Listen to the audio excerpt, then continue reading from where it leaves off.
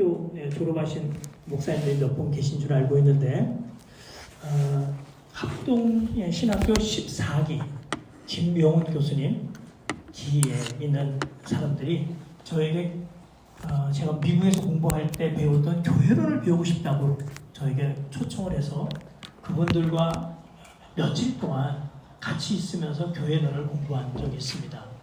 그때 마침 제가 강의록을 잘 준비한 것이 이번 강의하는데 매우 도움이 되었습니다. 어쨌든 우리가 주님의 교회에 속하게 하였고 또 주님의 교회를 위하여 사역하게 하신 주님의 은혜에 감사하면서 여러분들이 교회를 좀 더 배우시겠다고 하는 그 마음을 정말 저는 감사하게 받으면서 제가 그 전에 교회에 대해서 진지하게 생각했던 것을 다시 한번 일깨워서 교회를 생각하는 좋은 기회가 되었습니다.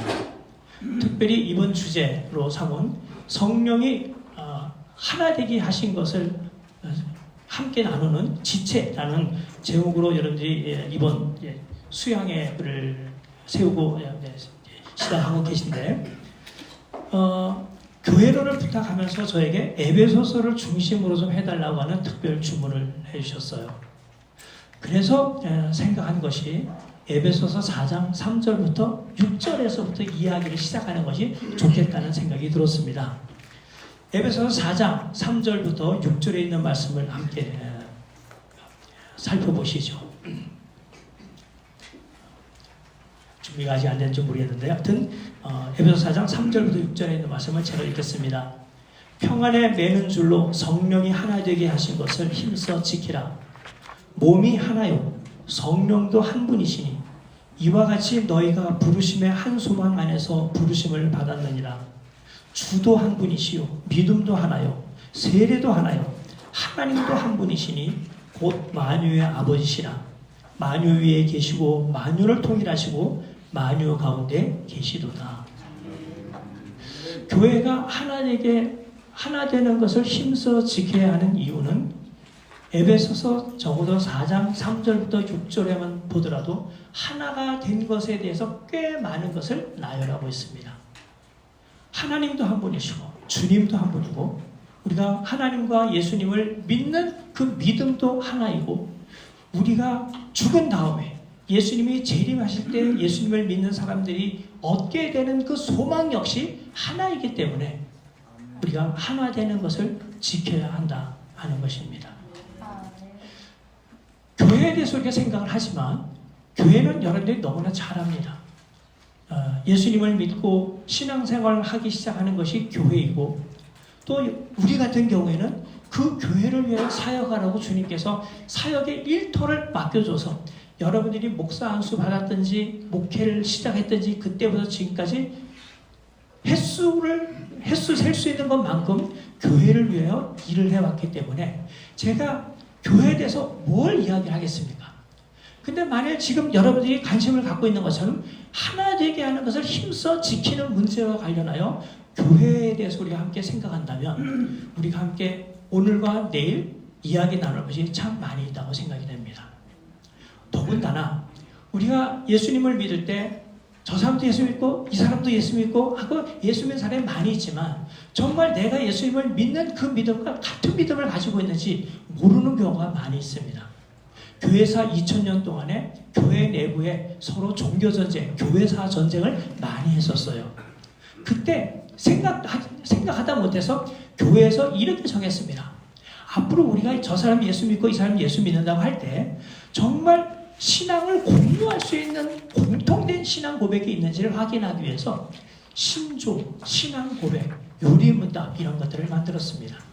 장로교인들이라면 웨스민스터 신앙 고백서, 대소 요리문답을 기본적으로 믿죠.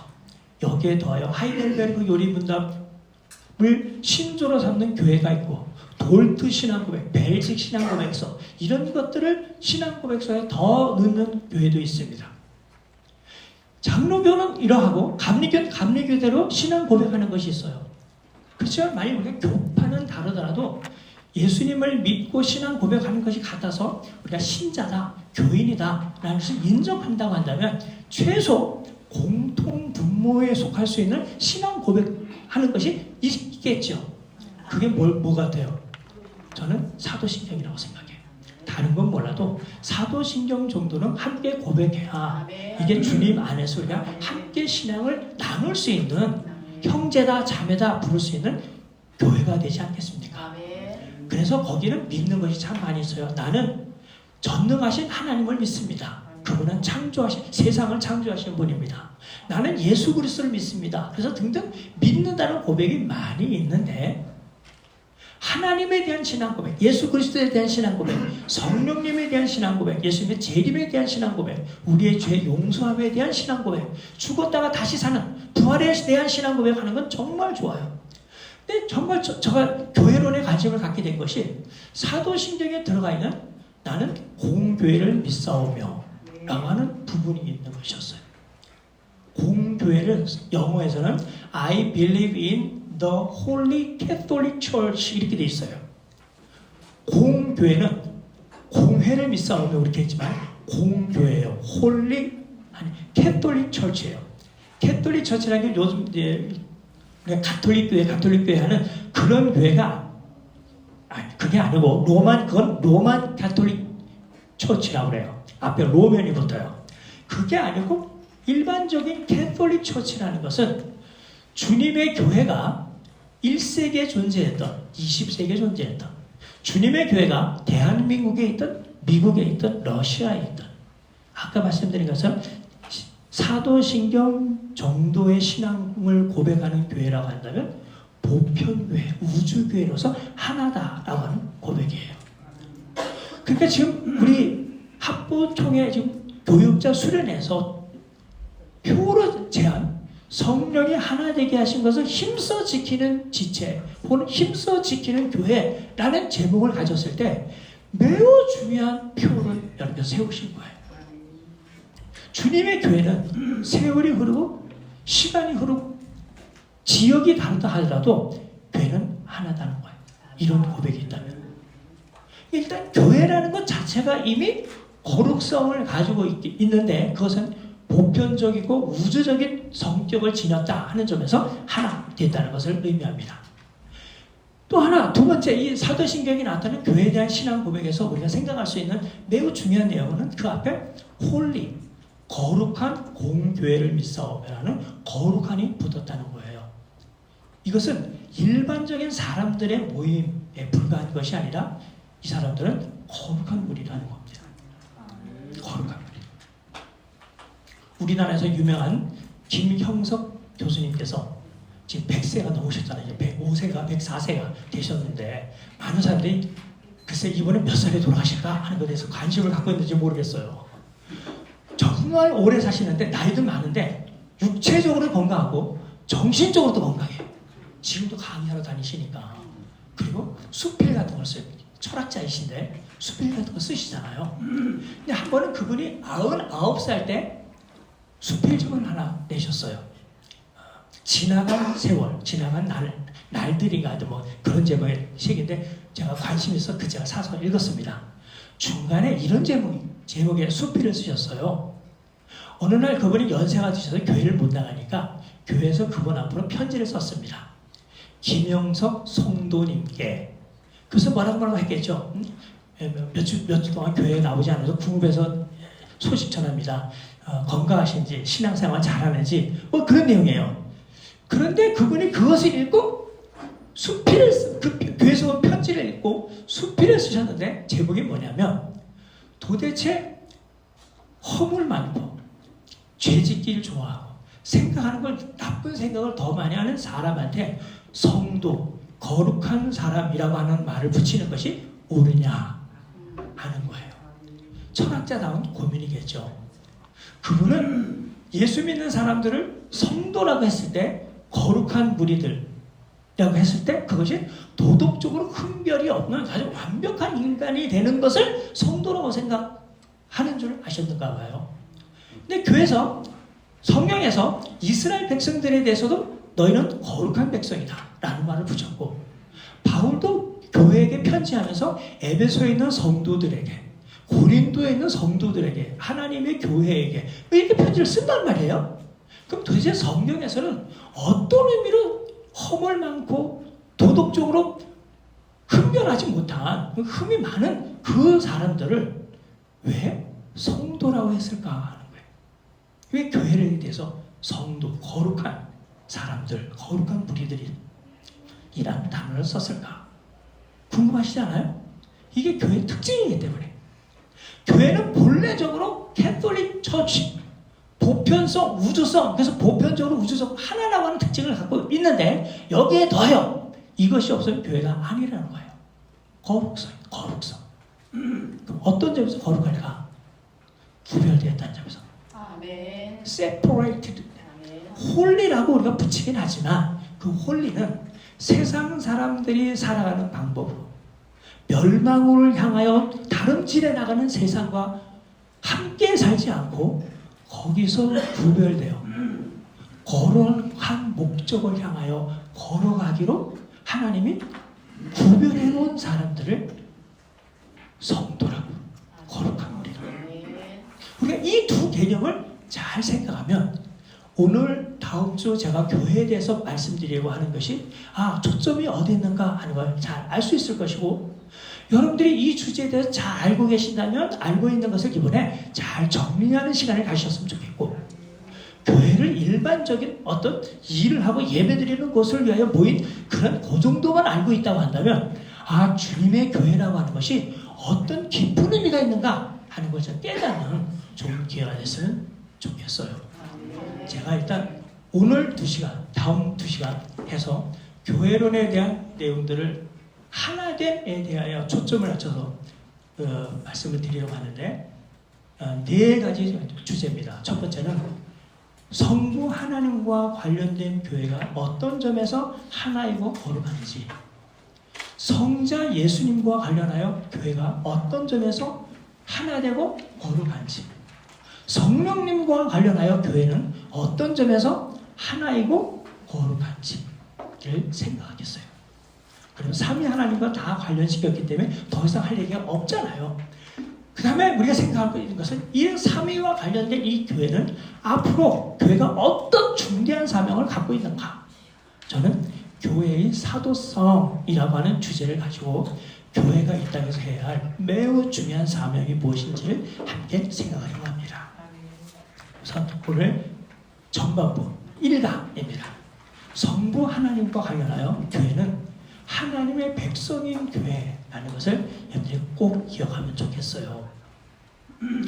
일단 교회가 무엇인가 하면 성경에는 제일 처음부터 이 교회를 하나님과 연결시켰어요. 교회는 하나님의 교회다. 그리고 교회는 하나님의 종회다 라는 말을 쓰고 있습니다. 첫 번째 언급한 하나님의 교회는 바울이 고린도 교회에게 편지할 때 고린도전서 1장 1절과 2절에서 썼던 말이에요. 하나님과 관련된 그건 하나님의 소유인 교회, 그리스도는 이것을 에클레시아라고 합니다. 에클레시아는 어떤 특별한 모임을 위하여 사람들을 불러내어 함께 모인 사람들을 가리키는 말이에요. 고대 로마 사회에서 1세기 바울이 이 단어를 쓸 때는 민회라는 것인데, 특별히 여기에는 로마의 시민권을 가지고 있는 사람들만 참여할 수 있었어요. 노예는 참여할 수 없고. 그래서 이 모임 자체는 로마에 거주하는 무수히 많은 사람들 중에 로마의 시민권을 가지고 있는 자유민, 자기 의사대로 무엇인가를 할 수 있는 그 사람들이 공공의 목적을 위하여 의논하기 위하여 모임을 가리키는 말이었습니다. 그래서 이것이 지역별로 모여서 지역 모임이라고도 하고, 그 지역에 모이는 사람들은 다른 노예들과 다른 지역에 있는 사람들과 구별하여 어떤 지역의 공동체라고 하는 의미로 이것을 가지고 있었어요. 그러니까 우리가 교회라는 말을 할 때 맨 처음에 떠오르는 이미지가 예배당 건물, 우리가 이미지를 떠올리기가 쉽지만 애시당초 교회, 에클레시아라고 하는 말은 사람들이 모인 모임을 가리켰어요. 그러니까 사람이 중요해요. 공동체가. 일단 이 생각을 먼저 가지고 계시는 게 좋겠는데, 마침 바울이 다른 사람들의 모임이 있는 것을 많이 알면서 특히 에클레시아라고 하는 이 단어를 쓴 이유는 그가 신약 성경을 쓸 때 많은 영향을 받은 그 내용이 구약 히브리어 성경을 헬라어로 번역한 70인경이었어요. 근데 그 70인경에 구약 성경 이스라엘 백성들 전체 모임 무리를 가리키는 용어가 있는데 히브리어는 카할이라고 하고 우리말 성경에는 총회라고 번역을 해놨어요. 이런 거예요. 합보 총회에 속하 있는 교회가 얼마나 많이 있든지 간에 평소에는 같이 모이지 못하잖아요. 지역별로 모이잖아요. 지교회라고 그래요. 그렇죠? 그러니까 그렇지만 그래서 거기는 한 교회일 뿐이에요. 하나의 지역교회. 근데 합보 총회가 되려면 교인들이 다 모여야 돼요. 그러니까 원래 총회로 모입니다. 그러면 합보 교단에 속하 있는 지교회 목사님과 교인들이 함께 다 모여서 모임을 갖는 것이 총회 모임인 거예요. 근데 현실적으로 그렇게 하려면 공간도 부족하고 사람들이 시간도 잘 맞지 않아서 다 모이지 못하니까 대의원 제도처럼 그 교회의 대표이신 목사님, 장로님 혹은 사모님들이 대표로 모여서 마치 그 교회가 전체로 다 모인 것처럼 보여지는 거예요. 이 용어가 총회입니다. 카할입니다. 이게 어느 때 사용됐느냐면 이스라엘 백성들이 애굽에서 나와서 가나안으로 가는 도중 중간에 시내산 그리고 중간 광야에서 모였어요. 12지파가 다. 시내산에서 특별히 율법을 받기 위해서 모였는데 하나님께서는 이참에 이스라엘 전체의 신이 여호와 하나님이라는 것을 알고 싶은 거예요. 그래서 그 백성들이 다 보는 앞에서 하나님이 하늘에서 강림하십니다. 눈으로 볼 수 있게 느끼게. 어떻게? 불로, 안개로, 바람으로, 빽빽한 구름으로. 그러니까 평상시 보이지 않던 하늘에 까만 구름이 있는데 불이 번쩍번쩍하고 큰 소리가 나면 사람들이 예사롭지 않은 현상이라는 걸 알 수 있겠죠. 모세가 하는 거예요. 여러분, 하나님이 하늘에서 우리 백성들을 만나기 위해서 강림하시는 겁니다. 그럼 사람들은 자연 현상을 보면서 하나님의 임재 우리 가운데 계시는구나 하는 것을 알았던 겁니다. 그래서 하나님을 내려오시는 걸 모이시기 위해서 이스라엘 60만 정도 되는 그 사람들 중간에 하나님께 다 자리하신 것이죠. 그때 하나님께서 말씀하셨어요. 내가 이스라엘 백성들 전체로 모인 가운데 임하겠다. 너희들 시내산 및 어디에 불러 모아서 소집해놔라. 그래서 모였습니다. 그 모임을 하나님은 이스라엘 총회, 카할 이스라엘 이렇게 부르셨어요. 그러니까 본래적으로 이 총회라는 용어는 사람들이 어떤 목적을 위하여 예배하기 위하여 하나님을 만나 뵙기 위하여 모임, 큰 모임이라는 것을 알 수 있죠. 그것을 그리스어를 쓰는 사람들에게 표현하기 위해서 70인령 만든 사람들이 카할을 에클레시아라고 번역을 했습니다. 마침 그 용어는 그리스 로마에서 아까 말씀드린 것처럼 민회로 모였으니까 두 개를 연결하기가 참 좋았죠. 그래서 예수 믿는 사람들의 모임을 에클레시아, 민회 이렇게 한 건데 우리는 교회라고 번역해서 쓰는 거예요. 이해하시죠? 요약합니다. 교회라는 말은 원래 이스라엘 백성들 전체가 모임을 가리키는 것이었기 때문에 이것은 건물보다 사람들 전체의 모임, 공동체를 강조하는 용어라는 것. 그리고 여기는 예수 믿는 사람이든 사람 중에 신앙생활 오래 한 사람이든 갓 한 사람이든 하나님을 믿는 사람이라면 누구나 참석할 수 있는 모임을 가리키는 것이다 라고 생각하면 좋을 거예요. 자, 두 번째, 이렇게 해서 총회가 모였을 때 그런 총회를 하나님께서는 어떻게 특징 지으셨을까 하는 거예요. 그 모임을 하나님은 무엇으로 어떤 존재라고 명명하셨을까? 즉 총회의 정체성 문제와 관련하여 생각하면 참 좋겠습니다. 어쨌든 이 문제도 처음에 하나님을 믿는 사람들이 처음에 모였던 그 무리에 대하여 하나님이 뭐라고 말씀하셨는지 찾는 것이 가장 중요한데 그 첫 번째 용례가 출애굽기 19장 5절과 6절의 말씀이에요.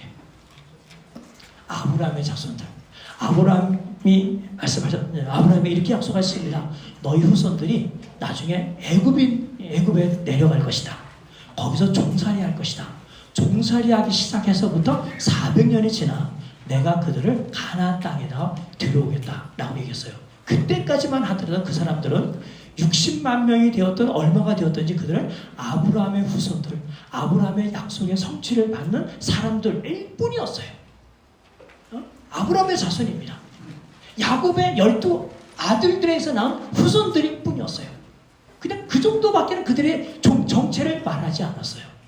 그리고는 애굽에서 나온 지 3개월째 되던 날 시내산에 도달했을 때 하나님께서 그들에게 이렇게 그들의 정체성을 밝혔습니다. 그들은 이러이러한 존재다. 출애굽기 19장 5절 6절 뭐라고 얘기했어요? 너희가 만일 온 세상은 다 내 것이고 내게 속하였는데 그 중에서 특별히 너희가 내 말을 잘 듣고 내 언약을 지키면 내게 대하여 첫째 제사장 나라가 될 것이며 두 번째 거룩한 백성이 될 것이다. 제사장 나라가 된대요. 그냥 일반적인 여러 나라들 중에 한 나라가 아니라 하나님을 섬기는 나라가 된다는 거예요. 특히 하나님은 다른 나라 섬기는 걸 기대하지 않았어요. 그들에게 요구하지도 않았어요. 어떻게? 내가 나의 형상대로 지음을 받은 사람인데 너희는 그렇게 살 것이냐? 나를 경배해라. 이렇게 요구하지 않았어요. 이미 하나님은 그들에게 기대를 하지 않았습니다. 왜? 바벨탑 사건을 보니까 노아 홍수 이후 바벨탑을 만들 그때쯤에 노아의 후손들을 보니까 그들은 한 마음으로 하나님을 대적하고 자기들 나름대로 구원의 방도를 만드는 사람들이었지 하나님을 의지하려고 하지 않는다는 걸 하나님은 아셨어요. 그래서 세상을 다 버린 겁니다. 그때 하나님께서 그 버린 사람들 중에 아브라함을 불러서 언약을 맺고 그 후손을 통하여 이 구원사를 전개해 나가시기로 생각을 하셨어요. 아직까지 약속입니다. 그런데 지금 애굽에서 나온 지 3개월째가 되었을 그때 시내산에 있는 이스라엘 백성들 전체를 향하여 특별한 임무를 주셨어요. 너희는 나를 섬기는 나라가 될 것이다. 그리고는 세상들 나라들로부터 구별된 거룩한 백성이 될 것이다. 라고 하는 거예요. 그래서 그들은 타고날 때부터 이제는 거룩한 백성으로 아까 얘기한 것처럼 다른 나라 사람들이 살아가는 것과는 달리 살아야 되는 구별된 족속으로 살아야 될 임무를 가지고 하나님의 부름을 받았던 것입니다. 이게 그 유명한 출애굽기 19장 5절 6절에서 말씀하신 선언하신 이스라엘의 정체성인데 바로 그들을 신약 용어로 말하자면 교회라고 부르게 되셨다는 거죠. 하나님의 종회. 사도행전 9장을 보면 스데반이 자기를 이제 비난하는 사람들 앞에 사내들인 공회 앞에서 변호도 하면서 자기가 설교한 내용이 정당하다는 것을 변증하는 이야기를 합니다. 그러면서 이스라엘의 역사를 쭉 언급하던 중에 바로 이 출애굽기 상황에 나와서 이렇게 얘기를 하고 있어요. 우리 조상, 즉 광야의 교회에게 하나님께서는 그들을 불러 아브라함과 관련된 약속, 그리고 아브라함과 너와 너의 후손으로 말미암아 만인이 복을 얻으리라는 약속을 하셨는데 그 약속에 따라 우리 주 예수 그리스도께서 오셔서 주와 그리스도가 되셨고 아브라함의 언약을 성취하셨다라고 선언을 하고 있어요. 그때 스데반이 사용한 용어가 광야 이스라엘 백성을 광야 교회라고 불렀다는 점입니다. 다시 요약할게요. 하나님께서는 아브라함의 후손인 그 60만 되는 사람들을 단순히 구원한 것만이 아니라 그들이 이 땅에 있는 여러 사람들, 여러 나라들, 여러 백성들과 비교하여 하나님을 섬기는 유일한 나라가 되게 하겠다고 이야기를 하고 그들을 구별된 백성인 거룩한 백성이라고 명명하면서 한마디로 그들을 하나님의 교회, 나의 교회라고 불렀다는 점입니다. 그래서 교회는 처음부터 이스라엘 백성은 처음부터 하나님의 소유가 된 백성이에요.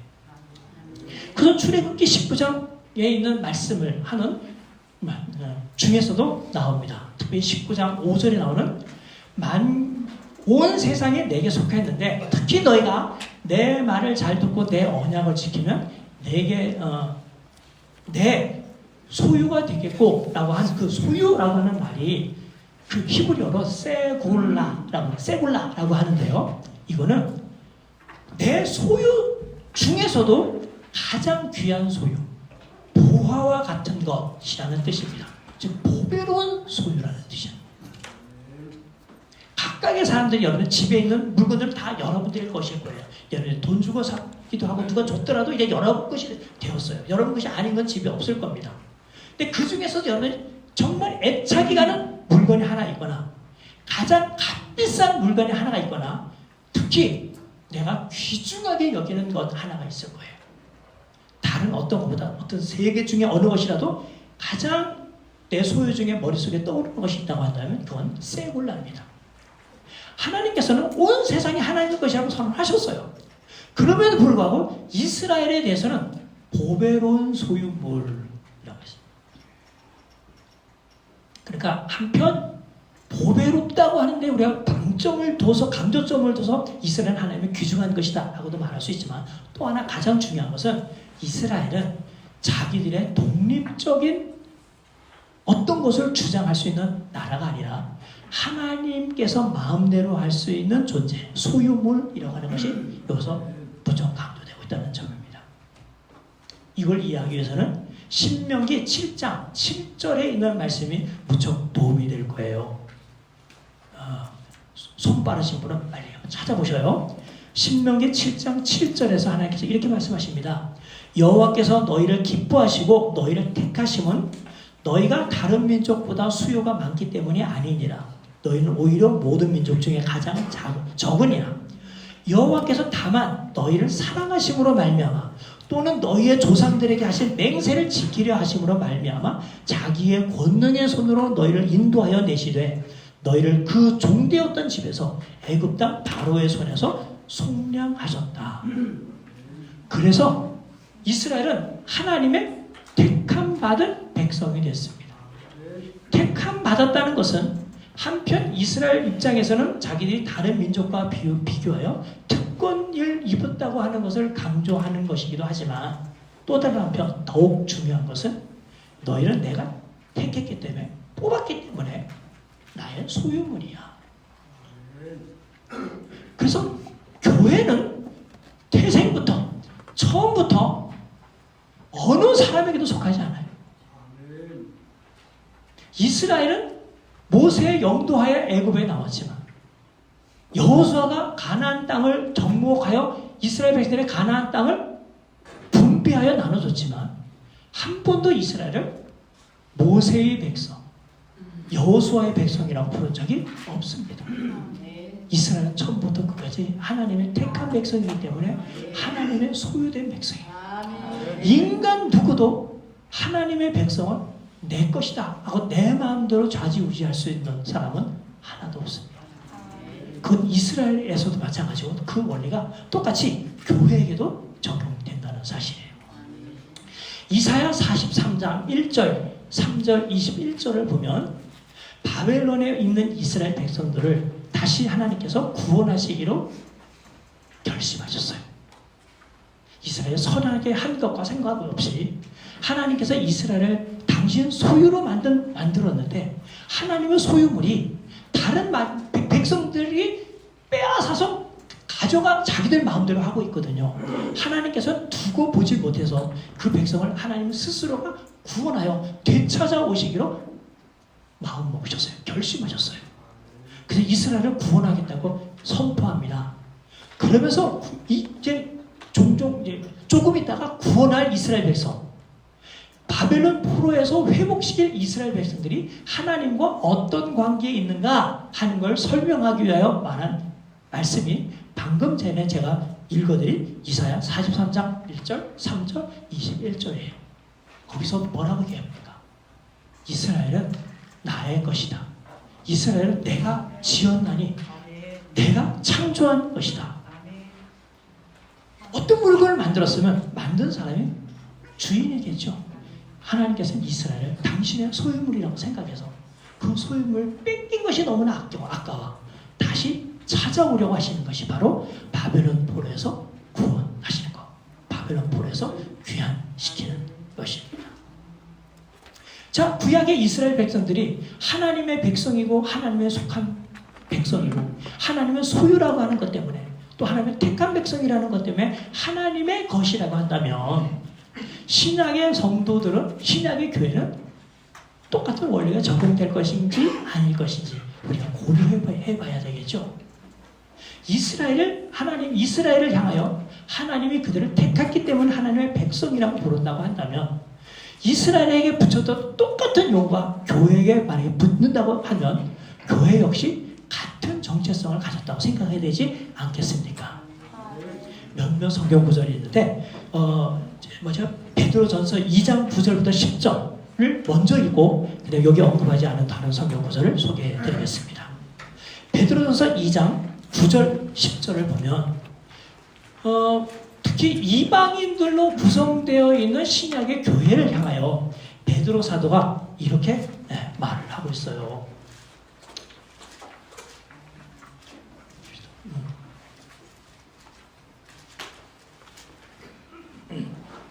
너희는, 자, 여기 그러나 너희는 이라는 말을 이해하려면 앞에 있는 2장 1절부터 8절까지 비교를 해야 돼요.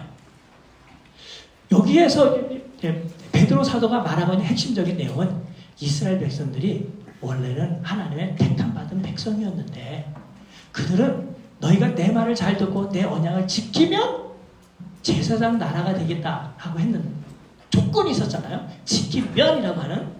근데 이스라엘 백성의 역사 가운데 하나님의 말씀을 지키지 않았다는 거예요. 순종하지 않았다는 거예요. 그래서 순종하지 않아서 이스라엘 백성들은 하나님께 내침을 당했어요. 특히 메시아가 오셨음에도 불구하고 메시아를 믿지 않는 것 때문에 그들은 하나님께서 요구한 순종의 조건에 그들은 탈락되고 말았다는 겁니다. 그래서 하나님에 의하여 버림받았다 라는 내용이 8절까지 내용이에요. 그러나 너희는 그 이스라엘 사람들과 달리 이방인인 너희들은 비록 이방인이었지만 사도가 전해주는 복음을 받아들여 하나님의 말씀에 순종하는 자리에 들어왔다는 겁니다. 그래서 이스라엘은 순종하고 안 하고 상관없이 하나님의 백성이 되는 것이 아니라 순종해야만, 언약을 지켜야만 하나님의 백성, 제사장 나라, 거룩한 백성이 되리라 라고 선언한 것에 그들은 자격이 미달되는 반면에 너희는 하나님의 말씀에 순종했기 때문에 너희들이 오히려 이스라엘을 제치고 하나님의 백성이 되었다 는 이야기를 하는 거예요. 그 말이 9절입니다. 잘 보세요. 그러나 이스라엘 백성들과 달리 너희는 택하신 족속이요 왕같은 제사장들이요 거룩한 나라요 그의 소유가 된 백성이니. 출애굽 19장 5절 6절을 신약적으로 바꿔서 설명했다는 걸 금방 읽으시죠? 이 구절은 정확히 출애굽기 19장 5절 6절에 있는 말씀을 그대로 가지고 왔어요. 이스라엘이 하나님의 소유였다면 이제 믿는 이방인이 하나님의 소유가 됐어요. 이스라엘이 옛날에 택한 백성이었다면 이제 하나님을 믿는 이방인 교회가 하나님의 택한 백성이 됐어요. 그분의 소유가 된 백성이 됐어요. 거룩한 백성, 왕같은 제사장이 되어버렸습니다. 그렇다면 그들은 이제 이스라엘과 똑같은 자격을 가지고 있는 하나님의 소유된 백성이라고 우리가 말할 수 있습니다. 그럼 다시 이스라엘이 택함을 받은 그 상황 속에서 그들에게 요구됐던 것이 세상과 구별될 것이라고 그랬죠. 거룩한 삶을 살아야 돼요. 하나님이 거룩하니 그들도 거룩해야 했습니다. 그들을 부르신 하나님이 세상과 구별된, 여러 신들과 구별된 거룩한 하나님이시기 때문에 이스라엘 백성들은 그렇게 살았어야 했어요. 근데 그들은 살지 못했습니다. 이제 이방인 출신의 신자들에게 하나님께서 요구하셔요. 너희들이 나의 소유가 된 백성이 되고 택한 백성이 됐다면 너희는 어떻게 살아야 되느냐? 거룩한 백성이 되어야 된다. 거룩한 삶. 세상 사람들이 멸망해 가는 그런 삶의 방식대로 살아서는 안 되고 하나님의 말씀에 순종하는 삶을 살아야 한다는 거예요. 그게 교회가 세상과 다른 점입니다. 종종 에클레시아를 어디로 불러냄을 받은 사람이라고 하는 걸로 설명을 하려고 해요. 사실 어문학적으로는 그것이 의미가 없는 내용이긴 하지만 사실 영적인 의미에서는 굉장히 좋은 의미가 있어요. 우리는 세상 사람들과 마찬가지로 하나님도 알지 모르고 하나님도 모르고 하나님 없이 살았던 사람이에요. 하나님의 자녀가 아니었어요. 근데 우리가 그 사람들 중에 뽑혀서 택함을 받아서 구원을 받았다고 한다면 이제 우리가 옛날에 살았던 방식대로 살지 않고 하나님의 백성들에게 요구한 그런 삶을 살아야 하는 겁니다. 왜 그렇게 살아야 할까요? 에베소서 1장 6절, 12절, 14절에 나와 있는 것처럼 하나님께서 우리를 부르신 것은, 구원하신 것은 하나님의 영광을 드러내게 하려는 데 있어요. 마태복음 5장 16절에 보면 너희 빛을 사람 앞에 비치게 하여 세상 사람들이 우리의 착한 행실을 보고 하늘에 계신 너희 아버지께 영광을 드리게 하라고 합니다. 우리의 삶은 우리의 아버지, 우리를 구원하신 거룩하신 하나님을 반영하는 삶이에요. 우리가 복음으로만 말로서 설교하는 것으로만 하나님을 증언하는 것이 아니라 우리의 삶 가운데 구별된 삶, 거룩한 삶을 통하여 거룩하신 하나님을 증언하는 우리가 되었으면 좋겠어요. 성경에서 하나만 더 읽겠습니다. 데살로니가전서 1장 4절 그리고 데살로니가전서 4장 3절부터 5절 7절에 있는 말씀인데 거기서 바울 사도는 똑같은 말을 하고 있어요. 이스라엘 백성들에게 불렀던 것과 같은 말씀. 하나님의 사랑하심을 받은 형제들아 너희의 택하심을 아노라. 데살로니가에 있는 이방인들이 바울이 며칠 3주 설교한 그 설교를 듣고 하나님을 믿겠다고 마음을 먹었어요. 하나님은 그 사람을 통하여 그 사람들을 향하여 너희는 하나님의 택한 백성이다 라고 얘기했습니다. 4장 3절부터 5절에 보면 이렇게 이방인들 중에서 하나님께 택하신 목적이 있어요. 그 목적은 이렇습니다. 하나님의 뜻은 이것이니 너희의 거룩함이라 곧 음란을 버리고 각각 거룩함과 존귀함으로 자기의 아내 대할 줄을 알고 하나님을 모르는 이방인과 같이 세경을 따르지 말아라. 지금 여기 음란, 세경이라고 하는 용어는 당시 이방인들이 일상적으로 생활하는 삶이었어요.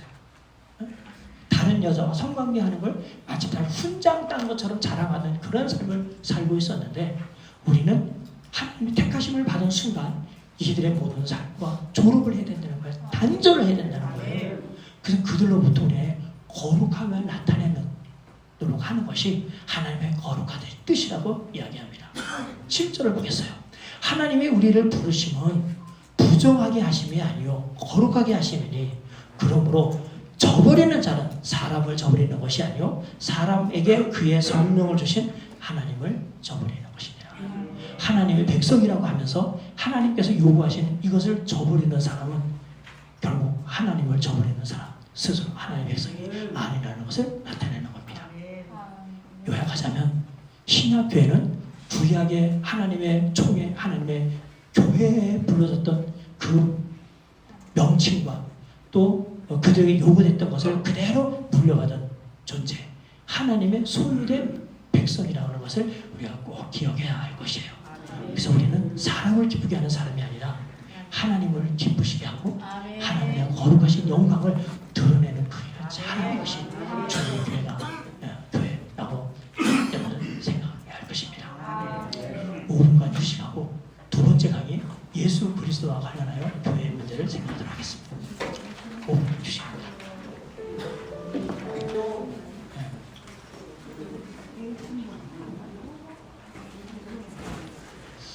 두 번째 강의록이 여러분들 갖고 있는 강의 아닌 여러분 강의록에 기재가 되질 않았어요. 어쨌든 약간의 실수가 있었습니다. 널리 양해해 주시고 여기에 이제 PPT를 띄울 텐데 그걸 보시면서 그래서 그냥 보는 성경 구절만 잘 적어 나가시면 될 것 같아요.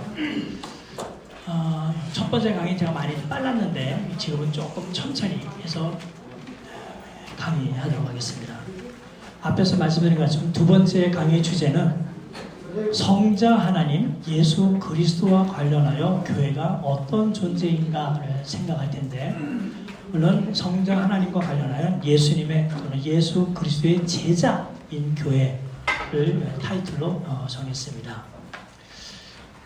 물론 신약의 교회는 구약의 교회와 마찬가지로 하나님의 택한 백성으로서의 정체성을 갖지만, 또 다른 하나 예수 그리스도가 오심으로써 교회의 정체성에 새로운 것이 추가가 됐어요.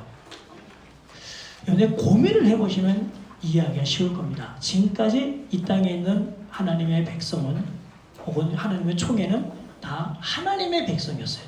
하나님이 소유하고 있는. 그런데 예수님께서 제자들에게 이렇게 말씀하셨습니다. 마태복음 16장 18절에서 내가 이 반석 위에 내 교회를 세울 것이다. 음부의 권세가 이기지 못하리라 말씀하셨어요.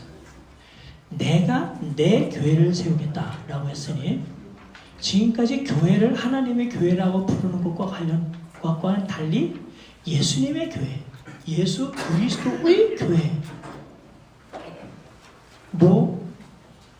재명명되었다는 것을 알 수 있을 것이에요. 왜 그랬을까? 에베소서에서 이제 바울 사도가 그 문제를 해결하기 위하여 1장과 2장에서 꽤 길게 교회가 무엇인지를 쓰고 있습니다. 그건 조금 이따 살펴보기로 하고, 요한복음 10장 14절부터 16절에 있는 말씀을 중심으로 이 문제를 생각하면 참 좋을 것 같아요. 옛날부터 하나님께서는 이스라엘을 대하여 자기 자신이 이스라엘의 목자이고 이스라엘은 양들이라고 생각하고 말씀하셨습니다. 그래서 다윗 같은 분은 부부의 명곡이 아니고 명시를 쓰셨어요. 시편 23편. 여호와는 나의 목자시니 내가 부족함이 없으리로다 하는 내용이죠. 하나님을 목자로 생각했다는 것은 자기가 하나님의 양이라는 것을 의미합니다. 그런데 목자이신 하나님께서는 그 양들을 하나님께서 직접 먹이고 기르고 물가로 인도하시는 대신에 인간 지도자들에게 그것을 하도록 맡기셨어요. 왕, 제사장, 선지자들이 그런 인물들입니다. 그런데 역사가 진행되면서 이스라엘의 지도자들은, 종교, 정치적, 사회적 지도자들은 하나님의 명대로 하지 않고 그 하나님의 양들을 자기 개인들의 이익을 채우는데 급급하여 그들에게 폭행을 가했습니다.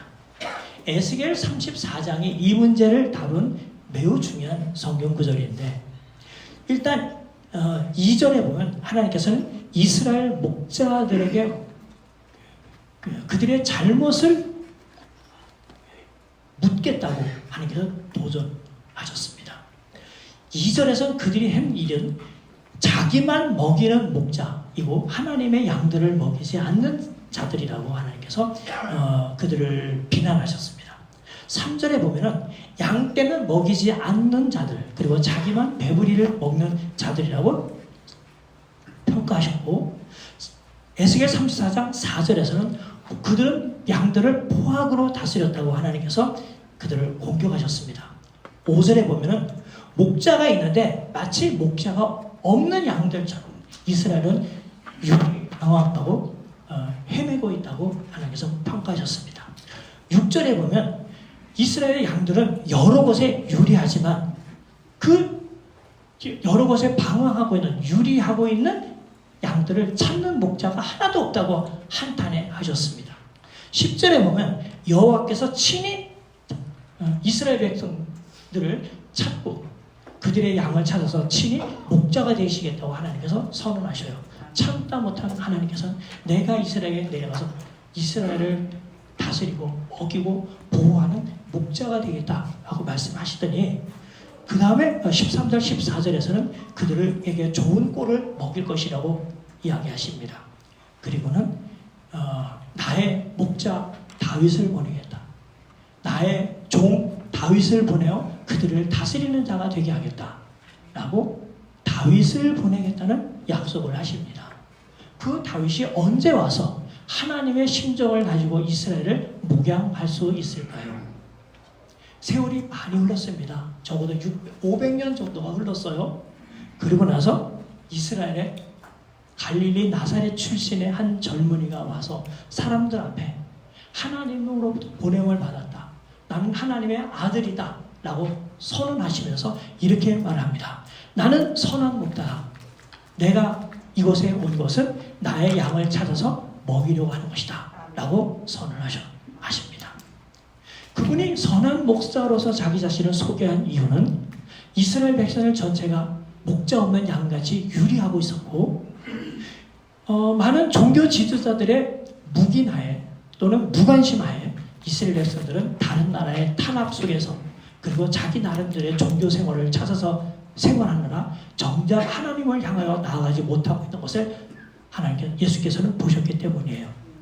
그래서 하나님께서 구약시대에 친히 목자가 되시겠다고 하는 그 심정을 가지고 양들을 위하여 자기 목숨을 버리고 양들을 포악한 목자들로부터 구원하여 하나님께 바치는 일을 하셨던 것입니다. 그래서 그분이 양들을 위하여 자기 목숨을 버리고 선한 목자는 자기 양을 위하여 목숨을 버린다라고 이야기했는데 사실은 정상적인 목자라고 한다면 양의 목숨하고 자기 목숨을 놓고 비교할 때 자기 목숨을 구하지 양의 목숨을 구하지는 않습니다. 이상하게 볼지 모르겠지만 지금 양들이 양들 목숨하고 목자의 목숨하고 어느 걸 바꿀래? 그러면 자기 목숨을 더 중요시 여기지 양의 목숨을 중요시 여기는 사람은 없어요. 과장법입니다. 물론 혹시 양떼들이 늑대에게 공격을 당할 때 맞서 싸운다고 하는 것을 그렇게 표현했을지 모르겠지만 정작 목자들은 양보다 자기 목숨을 더 귀하게 여겨요. 근데 예수님께서 장차 양들을 위하여 어떻게 하실 것을 미리 말씀하시기 위하여 많은 사람을 위하여 내 목숨을 버리는 그 일을 양에다가 비교해서 양들을 위하여 목숨을 버리는 목자가 되신다는 걸 설명하기 위하여 그 말씀을 하신 거예요. 자, 그런 정도는 이해해 주셨으면 좋겠습니다. 그러면 이 세상에 어떤 목자에게서 찾아볼 수 없는 선한 목자, 참 목자의 모습을 예수님께서 가지셨고 실제 그런 행동을 하셨다는 것을 의미합니다. 그렇게 해서 그 양들을 위하여 자기 목숨을 버리고 세운 무리가 내 교회를 세우겠다고 하는 마태복음 16장 18절에 이런 말씀과 연결된다 하는 내용입니다.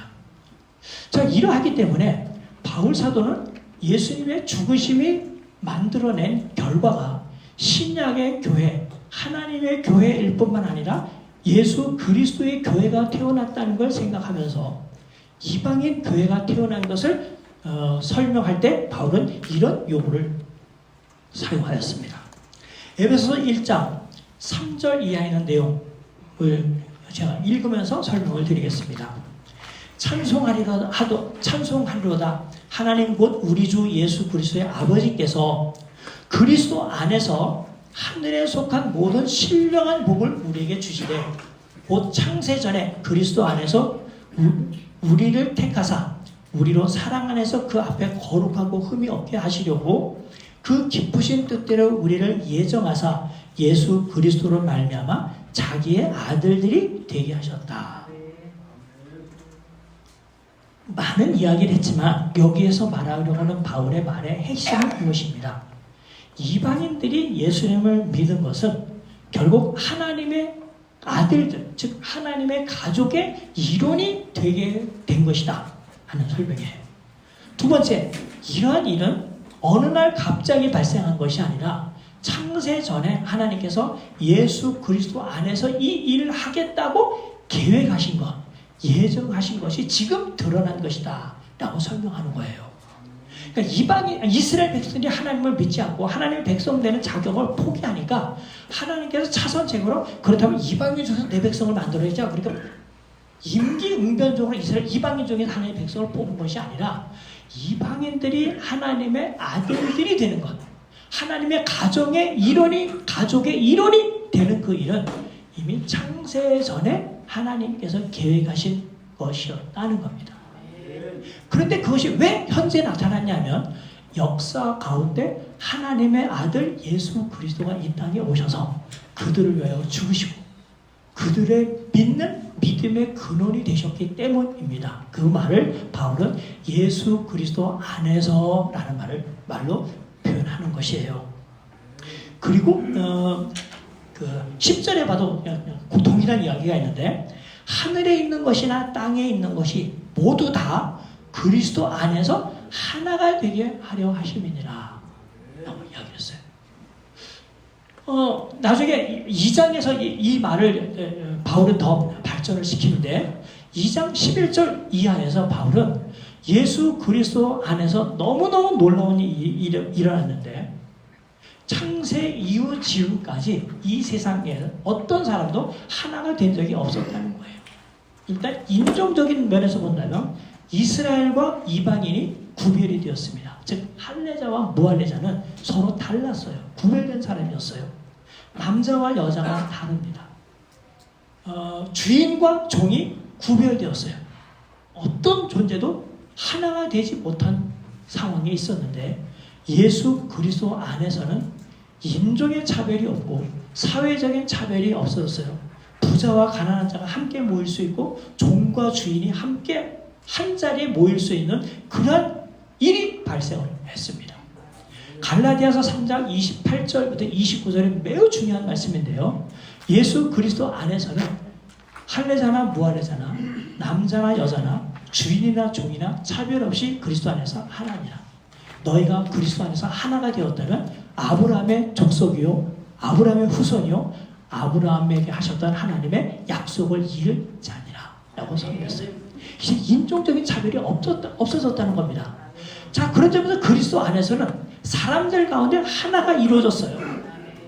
2장 14절 15절에 보면 지금까지 사람들 가운데 특별히 여기서 바울이 예를 든 것은 인종적으로 할례받은 자와 할례받지 않은 자, 이스라엘과 이방인이 구별되었는데 그들이 하나가 되지 못하는 것을 표현하기 위하여 둘 사이에 큰 벽이 쳐 있었습니다. 큰 담이 쳐 있었어요. 근데 예수 그리스도께서 이것을 헐어버리시고 그리스도 안에서 두 사람이 하나의 새로운 인격이 되었다고 이야기를 해요. 원래 인류는 하나죠. 아담, 한 조상은 한 남자, 한 여자를 창조했기 때문에 모든 인류는 하나입니다. 근데 죄악으로 인하여 역사가 흘러오는 동안에 사람들 사이에 하나인 것을 찾아볼 수 없을 만큼 서로 투쟁하고 반목하고 원수지간으로 지는 일이 많이 있었어요. 어떻게 하나가 될 것인가? 온 인류를 대표하는 첫 번째 인물이 아담이었다고 한다면 새로운 질서를 소개하는 대표적인 한 인물이 생겨야 되는데 바로 그분이 예수 그리스도잖아요. 둘째 아담이신 예수 그리스도잖아요. 그리스도가 오시면서 어떻게 바뀌었느냐 하면 이제 예수 그리스도가 모든 인류를 대표하는 한 인물로서 지금까지 나눴던 인간 간의 관계를 하나로 만드는 일을 하셨다는 겁니다. 바울은 이 말을 이렇게 표현했어요. 15절. 법조문으로 된 율법, 계명의 율법을 폐하셨으니 이는 이 둘로 즉 이스라엘 사람이냐 이방인이냐 하는 구별, 할례자냐 무할례자냐 하는 구별로 말미암아 발생할 두 인류를 자기 안에서 그리스도 안에서 한 세 사람을 지어 화평하게 하셨다. 이제 인류는 하나로 하나님께서 간주하신다는 거예요. 자, 이게 조금 어려워져요. 에베소서를 공부하려면 이 문제를 다루셔야 합니다. 여기서 핵심은 그리스도 안에서 이루어졌다는 거예요. 바울은 이 말을 어디서 사상을 배워가지고 신학을 배워가지고 이렇게 표현했겠는가? 신약을 공부한 저로서 바울이 이 사상에 영향을 받은 것은 두 본문이에요. 마태복음 16장 18절 그리고 요한복음 10장 14절부터 18절에 있는 말씀입니다.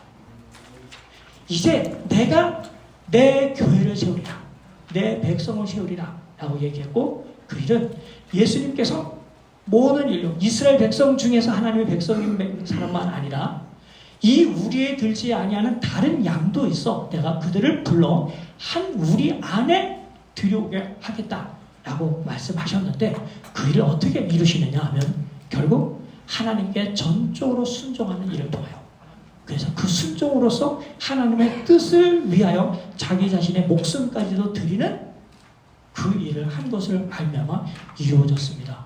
바울은 이 말을 한마디로 그리스도 안에 나가는 말로 표현하는 것이죠. 그러니까 그리스도 안에 있다는 말 자체는 이미 모든 인류가 예수 그리스도를 믿음으로써 하나의 인류가 됐다는 것을 의미해요.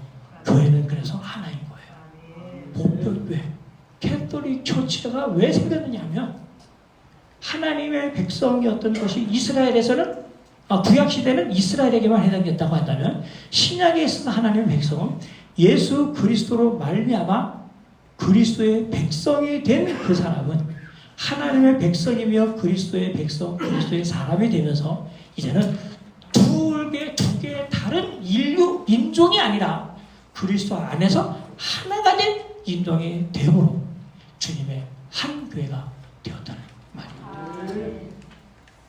자, 이것을 이해하면 바울이 그 다음에 빌립보서 3장 10절과 11절에서 했던 말씀을 우리가 충분히 이해할 수 있습니다. 바울은 그동안 그 전에 예수 그리스도를 박해하는 사람이었어요. 그리스도를 박해한 이유는 예수가 십자가에 못 박혀 죽은 것이 하나님의 저주를 받아서 죽임을 당했다고 생각을 했어요. 초대교회가 십자가에 달린 예수를 하나님의 그리스도라고 자기들은 주님으로 믿겠다고 고백을 하니까 이것은 잘못되었다고, 이것을 선포하는 사람은 하나님을 모독하는 행동을 하고 있다고 생각하면서 교회를 박해했었어요. 그런데 교회를 박해하러 가던 중에 그 박해의 대상인 예수 그리스도를 만났습니다. 여러분들 생각해 보셨겠죠? 다메섹 도상에서 정오의 햇빛보다 더 강한 햇빛으로 나타나신 그 주님 앞에서 사울이 묻습니다. 사울이기도 하고 바울이기도 해요. 묻습니다. 주여 누구십니까? 바울은 십자가에 못 박힌 예수를 그리스도라고 선포하는 교회를 박해하러 지금 다메섹으로 가고 있던 중인데, 교회를 박해하고 있던 중인데 느닷없이 한 인물이 나타나서 나는 네가 박해하는 예수다 이렇게 이야기를 한 거예요. 바울은 교회를 박해했는데 예수님은 교회를 박해하는 것을 자신을 박해하는 것과 동일시했습니다. 내가 누군지 모르고 나를 박해하는구나. 저 사람은 나의 백성들인데 저 사람을 박해하는 것은 곧 나를 박해하는 것이고 나에게 도전하는 것이야 라고 바울은 얘기를 했어요. 바울은 정보다 더 환한 빛으로 나타나신 그 예수님을 보면서 예수가 누군지 몰랐지만 골로새서 4장 4절부터 6절에 보면 바울은 그 빛을 통해서 무엇을 봤느냐면 천지를 창조하신 하나님을 봤어요. 하나님의 영광을 봤어요. 태초에 빛이 있으라 하셨던 그 하나님께서, 빛이 있으라 하는 것은 창조를 대표하는 말입니다. 옛 창조를 만드신 그 하나님께서 내게 예수 그리스도를 아는 그 빛을 보여주셨다. 예수 그리스도의 그 영광이 창조하시는 하나님의 영광이라고 생각했어요. 그래서 그 빛난 예수님을 딱 보는 순간 이분은 하나님이시구나. 이분은 하나님이 옛날에 옛 창조를 하신 것과 마찬가지로 지금 새로운 창조를 하시는 분이시구나. 새 창조라고 한다면 이스라엘 백성이 믿는 바로는 메시아가 오셔서 행하실 새로운 시대를 여는 것인데 이분이 바로 그런 분이구나 하는 것을 인정하게 된 거예요. 그냥 유대인들이 평가한 것처럼 예수는 하나님으로부터 저주를 받았다는 것을 보여주기 위해서 나무에 달려 죽은 죄인이 아니고 하나님의 뜻에 순종함으로 말미암아 하나님께서 그분의 순종을 받아서 새로운 시대를 연 그런 분이라는 것을 알게 됐어요. 그렇다면 예수는 범죄자가 아니라 메시아 그리스도이신 것이죠. 메시아 그리스도라면 하나님의 뜻을 받아서 온 분이에요. 하나님과 같은 명칭으로서 구약시대에 하나님을 주님이라고 부를 때 아도나이라고 불렀어요. 신약의 큐리오스에 해당되는 단어입니다. 이분이 바로 큐리오스구나 하는 걸 알고 바로 승낙을 합니다. 나 주님이십니다. 그리고 예수께서 바로 그 순간에 바울에게 분부한 그 부분을 받아서 예수 그리스도를 전파하는 사도가 되었던 것이죠. 이전에 예수님을 단지 하나님의 저주를 받은 사람이라고 생각했던 바울은 율법을 중요시 여겼어요. 그래서 율법에서 의의를 얻으려고 생각했습니다. 바로 그 순간 다메섹 도상에서 예수님이 그리스도시며 주님이라고 아는 것을 깨닫는 순간 그가 율법에서 의의를 얻으려고 하는 것은 시간도 많이 걸렸고 자기도 확신도 얻지 못하는 그런 상황이 있던 반면 예수 그리스도의 상황에 동참하면 그리스도와 하나가 되면 그가 자연스럽게 하나님의 의를 얻는다고 생각했어요. 그래서 빌립보서 3장 8절부터 10절이 왜 중요하냐면 바울은 이전에 유대인으로 있을 때 가졌던 그 모든 열심과 이해가 잘못됐다는 것을 버리고 그래서 율법에서 의를 얻으려고 하는 것을 배설물같이 여긴 반면에 예수님만이 하나님의 의를 얻는 유일한 방법이라는 걸 알고는 예수님과 하나가 되기를 원했어요. 그래서 추구한 것이 나는 예수님의 삶의 두 가지 측면에 있어서 예수님과 하나가 되고 예수님의 사역에 동참하려고 내가 애쓰겠다라고 했습니다. 그게 첫 번째가 뭡니까? 그리스도의 죽으심에 본받기 위해 동참하기 위하여 그리스도의 고난에 참여하는 걸 배우려고 했고 그리고 예수님이 부활하신 그 부활에 본받게 하기 위해서 그래서 예수님이 부활하셨던 그 부활의 몸을 입기 위해서 비록 그것은 미래에 일어난다고 하더라도 그 부활하신 예수님과 하나가 되는 것을 삶의 목표로 삼으면서 나아가게 되었다는 겁니다. 이렇게 해서 그가 예수 그리스도가 하나가 되는 그 일을 빌립보 교회에도 알려주는 거예요. 내가 그렇게 살았던 것처럼 여러분들도 그렇게 사세요. 예수님과 더불어 하나가 되도록 노력하세요. 그리스도의 죽으심을 본받아 그분의 고난에 참여하라고 애를 쓰세요. 우리가 이 땅에서는 예수의 부활의 몸을 입지 못한다 하더라도 그분이 주시는 부활 생명을 가지고 살 수 있는데 제발 예수의 부활에 참여하는데 마음을 쓰세요 라고 권면하였던 것이에요. 이런 사람들이야말로 그래서 그리스도와 하나가 되고 그리스도 안에 있고 그리스도와 연합된 사람들이야말로 하나님의 교회 그리스도의 백성 또는 그리스도의 교회에 속하는 사람이라고 말할 수 있어요. 자, 제가 지금 장황하게 바울 신학 중에 그리스도 안에 있는 것, 그리스도와 함께, 그리스도와 연합이라고 하는 개념을 이야기를 했어요. 어떤 사람이 예수님을 믿고 그리스도 안에 들어왔다면 그 한 사람만 그리스도 안에 와 있고 그리스도와 연합한 것이 아니라 다른 사람도 예수 그리스도를 믿고 그리스도 안에 와 있고 그리스도와 연합한 사람들이 되겠죠. 그렇게 모이면 그 사람들은 수십만 명, 수백만 명, 수천만 명, 수억 명 지금까지 역사상 수백억, 수천억이 되는지 모르겠어요. 그 사람들 인종도 다르고 살았던 시간대도 다르고 나라도 달라요. 언어도 물론 달라요. 이스라엘 백성들은 히브리어라는 공통어를 써서 그들이 한 형제다라고 하는 것을 금방 알 수 있었지만 주님의 교회는 아이러니하게도 언어도 다르고요. 인종도 다르고 뭐든지 달라요. 근데 그들이 어떻게 그리스도 안에 있음으로써 같은 형제 자매라는 것을 생각할 수 있을까? 그런 의식을 가질 수 있을까? 마지막으로 생각할 본문은 고린도전서 10장과 12장 그리고 로마서 12장에 있는 말씀입니다. 우선 제가 택한 본문은 고린도전서 10장 16절부터 17절에 있는 말씀이에요. 일단 가장 쉬운 본문부터 택했어요.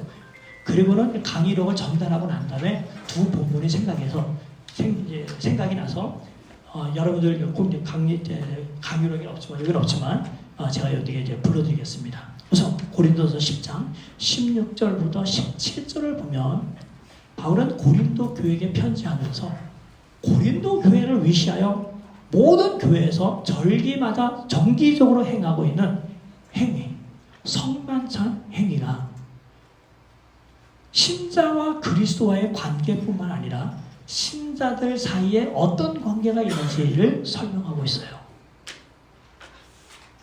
우리는 주 예수 성삼위 이름으로 세례를 받습니다. 성부와 성자와 성령의 이름으로 세례를 받아요. 근데 이 말은 실제 우리가 쓰는 용어에서는 성부와 성자와 성령의 이름으로 세례를 주노라 했으니까 세례해 주는 수단, 무슨 방식을 나타내는 것처럼 보여요. 근데 원래 이 말씀이 갖고 있는 이 어구를 보유하고 있는 성경이 마태복음 28장 20절에 있는 말씀이잖아요. 거기서 예수님께서 쓰신 정확한 표현은 성부와 성자와 성령의 이름 안으로 세례를 준다라는 의미의 표현이에요. 그러니까 에이스토 오노마 투, 그러니까 삼위 하나님의 이름이 다 나와요. 에이스토 오노마, 에이스는 into the name이라는 뜻이에요. 에이스토 오노마는 영어로 번역하면 into the name of 성부, 성자, 성령입니다. 우리말은 성부, 성자와 성령의 이름 안으로 세례를 준다는 거예요. 삼위 하나님과 관계가 없이 살던 사람이 지금 그가 신앙을 고백하는 순간 삼위 하나님의 이름 안으로 들어가요. 이름 안으로 들어간다는 것은 그분과 연합한다는 것을 의미합니다. 하나가 되는 거예요. 안으로 들어와요. 개별적으로 신앙을 고백해서 들어오는 사람들이 얼마나 많든지 간에 딱 놓고 보면 그 수많은 사람들이 똑같이 성부와 성자와 성령의 이름 안으로 들어왔잖아요. 그분과 연합된 사람이에요.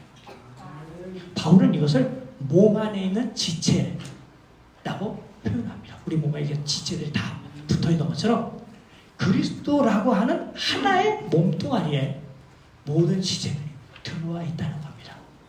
정기적으로 이것을 확인하는 의식이 성만찬이라고 얘기를 하고 있어요. 바울은 여기서 뭐라고 얘기하냐면 너희가 참여하는 떡이 하나이며 너희가 참여하는 그 잔이 하나의 예수 그리스도의 피, 잔이 아니냐. 근데 우리가 예수 그리스도의 떡에 참여하면서 왜 어떻게 우상의 제물을 먹을 수 있겠느냐. 거기에 참여할 수 있겠느냐. 우리가 성만찬을 하면서 어떻게 다른 우상에게 드렸던 제물을 또 먹을 수 있겠느냐. 그건 난센스다. 말도 안 된다는 거예요. 그렇게 해서 우리가 성만찬을 하면서 무엇을 의식하느냐면 우리는 그리스도 안에 있는 하나의 지체들이다 하는 것을 의식한다는 거예요. 그래서 우리 행동 자체가 그래서 이중분해해야 안 된다는 것이에요. 교회도 나오고 다른 종교도 믿고 이렇게 하면 안 된다는 거예요. 우리는 오로지 예수님께만, 하나님께만, 성령님께만 헌신해야 된다는 거예요. 일편단심, 오롯한 마음을 가져야 된다는 거예요. 근데 그거를 바울은 한 개인이 하나님께 그렇게 살아야 될 것을 상기시키는 것뿐만 아니라 우리 모두가 다 그렇게 해서 하나가 되었다는 것을 알려줍니다. 그래서 하나라는 사실을 바울은 강조하기 위해서 몸 비유를 들었어요. 로마서 12장 3절부터 13절 그냥 적으셔요. 여기 없습니다. 로마서 12장 3절부터 13절 그리고 고린도전서 12장 27절에 이 말씀이 있어요. 물론 고린도서 12장에 있는 내용은 내일 성령님과 관련하여 제가 언급할 때 다시 한번 다루겠습니다. 그래서 12장 27절만 언급하겠어요. 너희는 그리스도의 몸이요 지체의 각 부분이다. 교인들은 그것을 알아야 된다는 거예요. 몸이요 이렇게 가냐. 몸은 딱 하나예요. 예수 그리스도. 그리고 우리들은 어느 시대에 살았던 어떤 언어를 쓰든 피부색이 어떻든 간에 사도신경을 고백하는 사람이라면 그 다음에 교파에 따라 아까 얘기한 하이델베르크 요리보다 믿냐 웨스터 신앙 고백서냐 아니냐 베를직 신앙 고백서냐 도르트 신조냐 이런 걸 나눌 수 있겠지만 적어도 우리가 그리스도를 믿는 순수한 신앙이 있다는 것을 우리가 인정해주는 최소 범위로서 저는 사도신경은 생각해요. 그거를 하는 사람이 있다면 얼굴색이 달라도 함께 예배해야 되고 그리스도는 형제의 자매로서 환영을 해야 된다는 거예요. 그래서 우리는 한 몸 안에 있는 지체라면 그 지체는 유기적으로 연결이 돼 있어요. 얘와 발과 손이 다른 게 아니고 발은 발의 역할을 하는 지체이고 손은 손의 역할을 하는 지체인 것처럼 이 땅에 있는 미국 교회는 미국 교회들의 역할, 한국 교회는 한국 교회들의 역할, 한국에 있는 합보교회는 합보총회는 합보총회로서의 큰 덩치로서 하는 일, 합신총회는 합신총회로서, 합동 측은 고신 측은 방배동 측은 그런 식으로 그 교단이 각각 해야 할 일이 있다는 겁니다. 합보총회만 놓고 본다 하더라도 각각의 노회와 교회마다 특징들이 있잖아요. 그런 것을 보면서 우리 교회가 이런 것을 연합함으로 함으로써 한 교회가 할 수 없는 일을 다른 교회가 하여 주님의 그 몸을 정말 건강하고 풍성하게 채워나가는구나 하는 걸 인정하면서 각 지체를 귀중하게 여기게 된다. 로마서 12장 3절부터 13절에 있는 내용을 시간 되는 데까지 함께 생각하겠습니다. 로마서 12장을 한번 찾아보세요.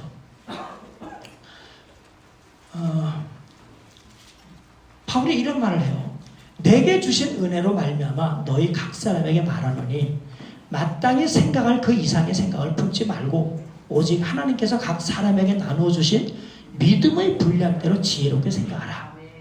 우리가 한 몸에 많은 지체를 가졌으나 모든 지체가 같은 기능을 가진 것이 아니니 이와 같이 우리 많은 사람이 그리스도 안에서 한 몸이 되어 서로 지체가 되었느니라. 우리에게 주신 은혜대로 받은 은사가 각각 다르니 혹 예언이면 믿음의 분수대로, 혹 섬기는 일이면 섬기는 일로, 혹 가르치는 자면 가르치는 일로, 혹 위로하는 자면 위로하는 일로, 구제하는 자는 성실함으로, 다스리는 자는 부지런함으로, 긍휼을 베푸는 자는 부지런함으로 할 것이니라. 우선 8절까지 보죠. 여기 보면 그리스도 안에 지체들이 각각 다르고 다른 기능을 함으로써 하나의 몸을 세운다는 거예요.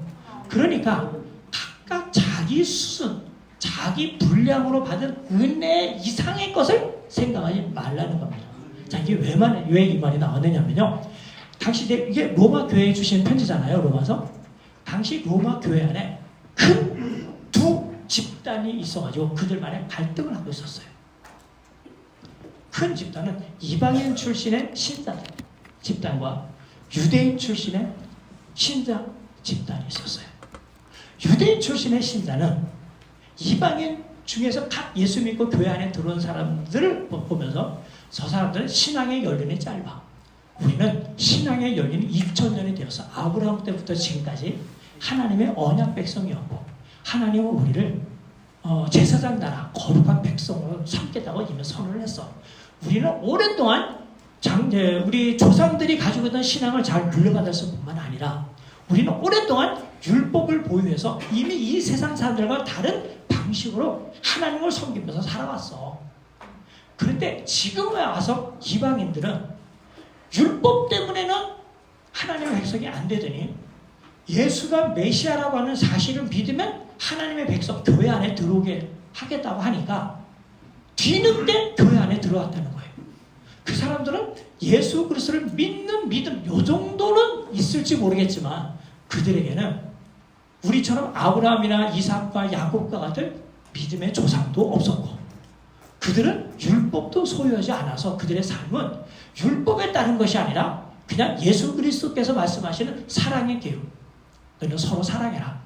내가 너희를 사랑하고서 너희도 사랑하라 하는 사랑의 계명감만 가지고 살았으니 우리랑 삶이 달라, 차원이 달라 하면서 자기들의 우월성을 주장하고 있었어요. 여기에 이방인 출신의 신자가 진리가 없겠죠. 자기들도 우월성을 나타내야 되잖아요. 가만히 보니까 자기들은 이미 로마 제국에서 정치적, 사회적으로 이미 자유인이고 기득권을 가지고 있었어요. 근데 유대인 출신의 신자들을 보니까 대부분이 다 노예들이거든요. 로마 제국의 시민들을 위해서 일하는 종들이었어. 그러니까 너희들은 이 사회에서 아직 변두리 사람이고 사회에서 주도권을 잡지 못하고 있는데 너희들은 자유인도 아닌데 어떻게 너희들이 우월하게 얘기할 수 있냐? 적어도 로마 사회에서 신앙생활을 하는 데서는 우리가 기득권을 가지고 있어 하면서 서로가 자기들이 잘났다고 주장하고 있었어요. 로마서를 이해하는 매우 중요한 포인트가 이 부분입니다. 바울은 이 두 사람들이 주장하고 있는 것이 각각 어떻게 잘못됐는지 설명하기 위해서 로마서를 써요. 지금 그런 상황 속에서 바울이 하는 내용이 사실 같은 신자들 중에 유대인 출신의 신자들이 잘못 주장하는 것도 있지만 그들이 이방인 출신의 신자와는 다른 점에서 우월한 점이 있다는 거예요. 그들은 유대인 신자라고 하는 장점을 활용해서 교회 안에서 할 일이 있는 것이고 이방인들은 자기들이 주장하고 있는 우월성 있잖아요. 그것을 가지고 교회에서 할 수 있는 일이 있다. 그런데 각각의 자기들이 우월성만 주장하면서 다른 사람을 깔보거나 다른 사람이 가지고 있는 장점을 무시하는 것은 그리스도인답지 않은 것이고 교회 안에서 지체들 간에 할 수 있는 일이 아니다 라는 것을 설명하기 위해서 이 말을 하고 있는 거예요. 우리 몸에 있는 지체가 각기 다른 기능을 함으로써 하나의 몸을 세워나가는 것처럼 교회 안에서 믿음의 분량이 다르게 있는데 내 믿음의 분량을 표준으로 해서 다른 사람을 평가하면 다 잘못됐겠지. 자기만 옳잖아. 그렇죠? 그러니까 유대인 신자가 자기가 표준이 되면 이방인 신자가 틀린 것이고 유대인 신자가 틀린 것이고 유대인 신자가 가지고 있는 표준대로 한다면 이방인 신자가 틀린 거예요. 그럼 교회 안에 절대로 평화가 있을 수 없어요. 먹는 거 어떤 거 교회 안에 주일날 해서 식사를 한다고 한다면 반찬거리를 놓고도 벌써 여기서 싸우기 시작을 하는 거예요. 너 왜 이것을 해봐? 이거 우리 안 먹는 거지 몰라? 너희들끼리만 먹으라 그런 거야? 뭐 이런 식으로 싸우는 거예요. 먹는 것부터 다 달라. 생활 습관까지. 사람을 만나서 인사하는 거, 헤어질 때 습관 이게 다 달라요. 일주일에 절기를 어떻게 지킬 거냐? 6월절을 지켜야 되느냐 말아야 되느냐? 안식일을 지킬 것이냐 주일을 지킬 것이냐 하는 데 있어서 사람들마다 견해가 다 달라요. 우리가 생각할 때는 초대교회가 딱 되면서 바로 싹 바뀐 걸 생각하죠. 그렇지 않아요. 굉장히 어려움이 많았어요. 바울은 역사가 긴 교회는 교인대로의 장점이 있고 짧은 사람은 짧은 대로의 장점인데 그 장점을 교회에서 존중해줘. 각각의 해야 할 일들 지금 가르치는 사람들이 해야 할 일은 이 부분이 중요해요. 다른 건 못해도. 봉사하는 사람은 이 부분이 중요해요. 다른 건 약하다 하더라도. 그러니까 각각의 사람들이 할 수 있는 특질을 잘 활용할 수 있도록 교회가 해줘야 한다는 겁니다. 눈한테 코가 냄새 맡는 기능을 요구하면 되겠어요? 안 돼. 눈의 기능이 있고 귀의 기능이 있고 코의 기능, 입의 기능이 있잖아요. 그래서 우리 온 몸이 하나 유기적인 몸이 되는 것처럼 교회가 그러해야 된다는 겁니다. 내일 우리가 다시 살펴보겠지만 사람들이 볼 때는 각기 달라서 하나가 되지 못하는 그 교회 안에 있는 각각의 다른 지체가 바울이 볼 때는 우리 몸에 한 몸을 이루기 위한 각기 다른 기능을 하는 지체들처럼 교회 안에 그런 기능이 하는 지체들이 있다는 것을 인정이 된다는 거예요. 누구 때문에 발생했느냐? 사실 예수님 때문에 발생했어요. 예수님이 안 왔으면 이스라엘 사람, 이방인 딱 두 군데서 그런 고민할 수가 없이 그냥 하나로만 쫙 나가면 됐어요. 예수님이 딱 오시는 순간 세상이 무지무지하게 복잡해졌고 복잡한 세상에 있던 사람이 예수님을 믿고 교회 안에 딱 들어오니 교인들 10명은 10명대로 교인들 문제 있죠? 50명은 그 중에 5배 정도의 문제가 있어. 100명은 5배의 문제가 있는 50명보다 2배 정도가 많은 문제들이 있어요. 그렇죠? 없다 그러면 목사님이 독재를 하고 있는 거야. 교인들이 자발성을 가지고 교회 신앙생활을 하도록 놓으면 교회는 기능이 달라. 목사가 해야 될 일이 뭐냐? 그 기능을 10분 발휘할 수 있도록. 그래서 교회가 하나가 되도록 하는데 애를 써야 됩니다. 그런 방법은 내일 성령님께서 오시는으로 말미암아 예수님이 다양성을 교회에 가져오셨다고 한다면 성령님 그 다양성을 하나 묶는 그 일을 하시기 위해 오셨어요. 우리 제목처럼 성령이 하나 되게 하시는 것을 힘써시켜라. 내일 그 문제를 생각하도록 하겠습니다. 자, 기도하시죠. 기도하겠습니다. 하나님 아버지, 우리가 오랫동안 신앙생활하고 몸담은 교회가 무엇인지, 교회가 어떤 기능을 해야 하는지 살펴봤습니다. 교회는 하나님의 교회이고 예수 그리스도께서 친히 세우신 교회입니다. 이 세상에 어떤 사람도 자기의 공동체로 자기 것이라고 주장할 수 없이 모든 소유권이 하나님의 이름 예수 그리스도께 있습니다. 우리가 생각하기 못하는 정말 다양한 것이 교회지만 주님께서는 그 다양한 신자들 하나로 만드시고 하나의 그리스도의 몸을 이루어 나가게 하신 것을 감사합니다.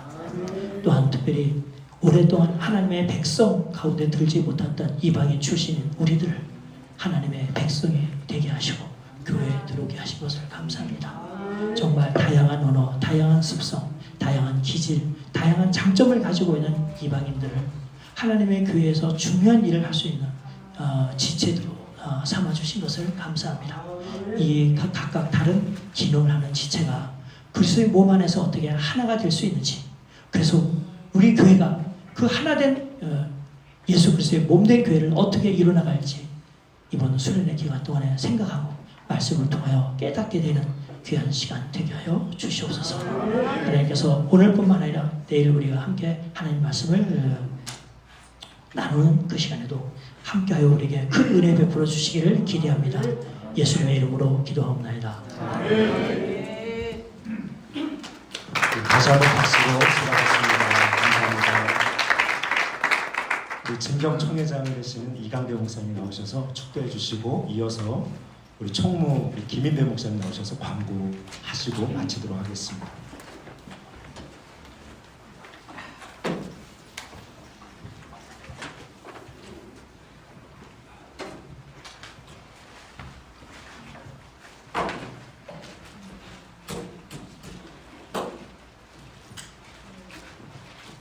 축도하도록 하겠습니다. 이제는 우리 주 예수 그리스도 의